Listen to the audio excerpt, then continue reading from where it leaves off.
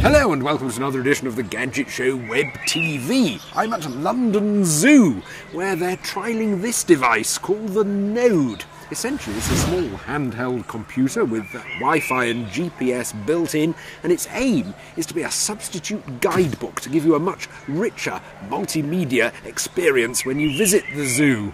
Now, we've often heard about how GPS devices are going to transform our lives, and in the case of sat-navs, for many people they have, but this takes things a stage further. Let's see how it works. And first impressions are it's incredibly easy to use. It's controlled by these 4 buttons surrounding the main screen. And from the main menu I can go into things like maps to find out where I am. I can go into Zoo Eye, a list of all the animals.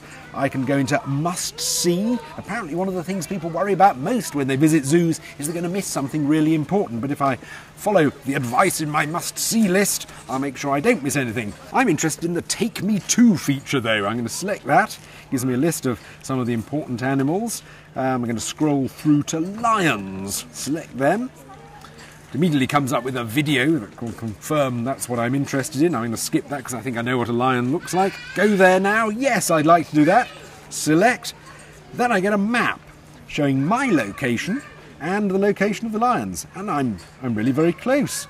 Looks as though they're that way. So I'll put my headphones on in case I get any oral surprises en route. And let's go.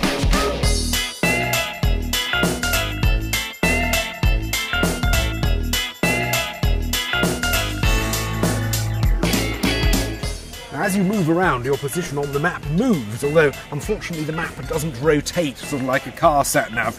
Maybe they're working on that for a future development. The actual GPS aerial is in the neck strap, so you should get a good signal. And that was some sort of animal noise telling me I've arrived, and it's retrieving information. I can select from various films straight away. Looking after lions, how that happens. So lots of useful info, or indeed how tigers are fed as a short video. Ooh, what am I going to go for first? That's all very interesting. They keep the videos very short. This one's 55 seconds. Apparently the longest anyone wants to concentrate on a video is 90 seconds max. Now I can select a recording of Lucifer the lion roaring. Normally he only makes that sound at dusk. So if I hadn't got my Node, I wouldn't be able to hear it. Ooh! I've got some news. The penguins are going to be fed in 10 minutes.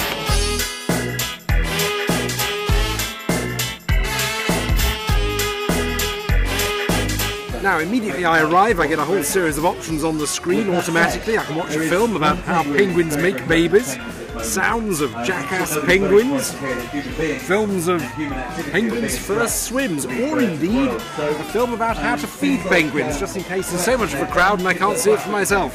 Very informative.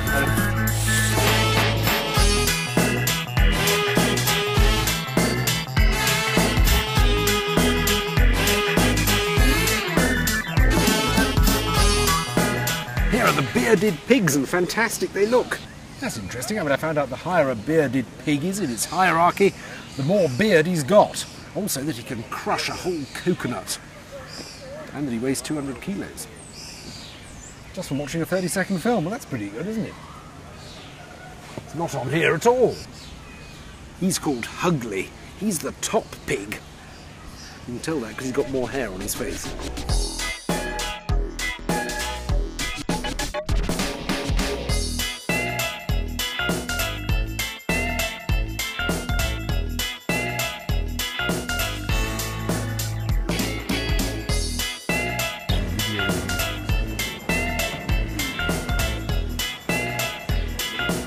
I've successfully navigated my way to the gorillas, and this time, as well as videos and some sound of chest beating, I've got a section with photos and texts. It's a sort of who's who section, whereas I can see which gorilla is which. There's Bobby, there's Effie and Zaire, and lots of information about them.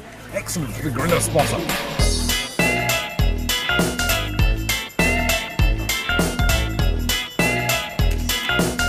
Overall, I'm pretty impressed with the Node. It's shockproof, it's weatherproof, it's got an 8-hour battery life, and you can see the screen in bright sunlight. I would like to see a little more interactivity at locations and the opportunity to have a little more information if you wanted it, but I'm sure those could come on later versions. It's available for £3.50 a day to hire at London Zoo, and it's expected to appear soon at Kew Gardens and at the Eden Project.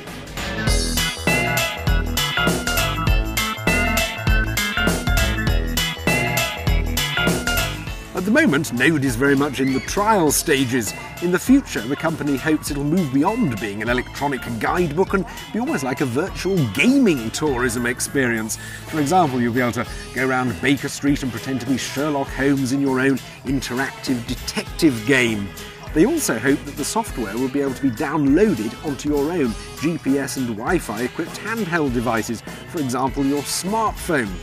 On the basis of my experiences here today, I definitely think the technology has the potential to make tourism a much more fulfilling experience.